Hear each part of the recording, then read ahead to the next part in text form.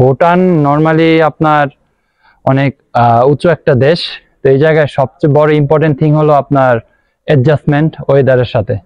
তো আমরা কালকে হাইকিং করেছি, এটা আমাদের জন্য খুবই ইম্পর্টেন্ট একটা সেশন ছিল এবং এটা আমার কাছে মনে হয় অ্যাডজাস্টমেন্টের জন্য অনেক গুরুত্বপূর্ণ ভূমিকা পালন করবে। আর অবভিয়াসলি দেখেন আমরা এই জায়গায় আসছি একটা চ্যালেঞ্জ নিয়ে। চ্যালেঞ্জটা হলো আমাদের এই ম্যাচগুলো বের করতে হবে এনি হাউ, এবং স্যাক্রিফাইস করতে হবে প্রত্যেকটা প্লেয়ারের। তো আমাদের টার্গেট হলো যে আমরা যেভাবে এখন রেডি হচ্ছি 5 তারিখ এবং 8 তারিখের জন্য, এটা অনেক পজিটিভ একটা ওয়েতে আমরা রেডি হচ্ছি। তার সাথে প্রত্যেকটা player we know how important this 2 match, তো ডেফিনেটলি উই আর রেডি।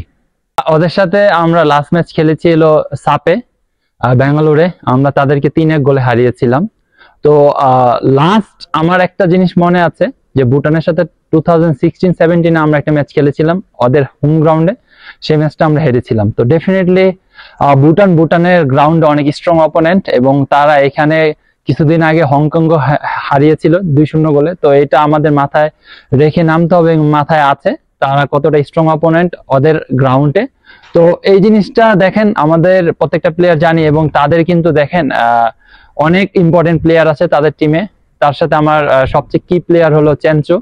তো এইগুলো ব্যাপার আমরা জানি, এবং আমাদের কোচিং স্টাফ এবং কোচিং প্যানেলও জানে।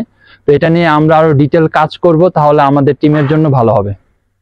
আমাদের জিততে হবে, এটাই লক্ষ্য। আর ভুটান অবশ্যই ওরা অনেক ভালো টিম, আগে থেকে অনেক ইমপ্রুভ করেছে। তো আমাদের টিমের স্ট্রেংথ অনেক ভালো, আর লক্ষ্য একটাই, আমরা জিততে হবে। এটা নিয়ে আমরা মাঠে নামবো। ওয়েদার অনেক বড় একটা ফ্যাক্ট। বাংলাদেশে এখন অনেক হিট চলতেছে, আর এই জায়গায় অনেক কোল্ড। তো এটা আমাদের অ্যাডজাস্ট করতে একটু টাইম লাগবে। আর আমরা যেহেতু প্লেয়ার, প্রফেশনাল প্লেয়ার, তো আমরা এটা যত দ্রুত সম্ভব আমরা এটা অ্যাডজাস্ট করে আমরা মাঠে ভালো পারফর্ম করার চেষ্টা করব। আমাদের প্রথম লক্ষ্য হচ্ছে যে এখানকার আবহাওয়ার সাথে অ্যাডজাস্ট করা। তো আমরা যেটা করেছি, আপনারা জানেন যে গতকালকে আমরা হাইকিং সেশনে গিয়েছি। আমার কাছে মনে হচ্ছে যে ছেলেরা বেশ এনজয় করেছে।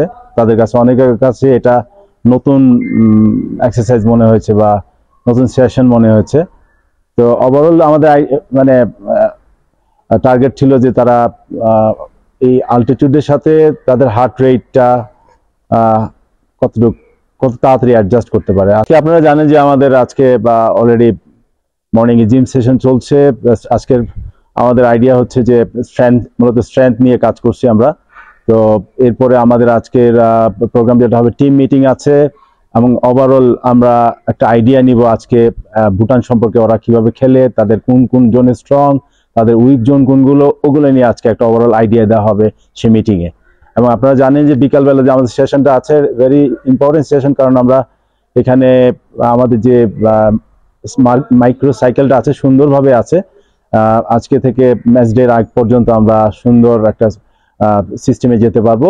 এবং ওভারঅল আজকে থেকে ছেলেরা মূলত অ্যাস্ট্রোটার্ফের সাথে নিজেদেরকে মানিয়ে নেওয়ার যে চ্যালেঞ্জটা, সেটাতে যাবে। এবং সব মিলিয়ে আমার কাছে মনে হচ্ছে যে আমরা ভালো মতো আগাচ্ছি, ছেলেরা সবাই সুস্থ আছে, এবং সবাই মোটিভেটেড যে বাংলাদেশ টিমকে তারা উজ্জীবিতভাবে কিছু দিতে পারে। সম্মিলিতভাবে সবাই মিলে বাংলাদেশকে একটা বিজয়, একটা ভালো রেজাল্ট নিয়ে এখান থেকে ফিরতে চাই আমরা, ইনশাআল্লাহ।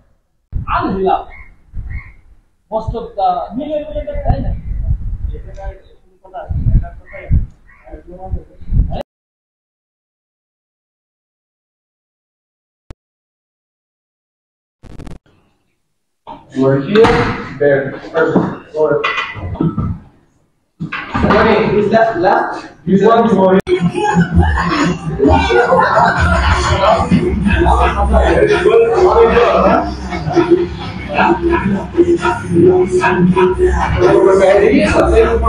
Ready? Now, vamos.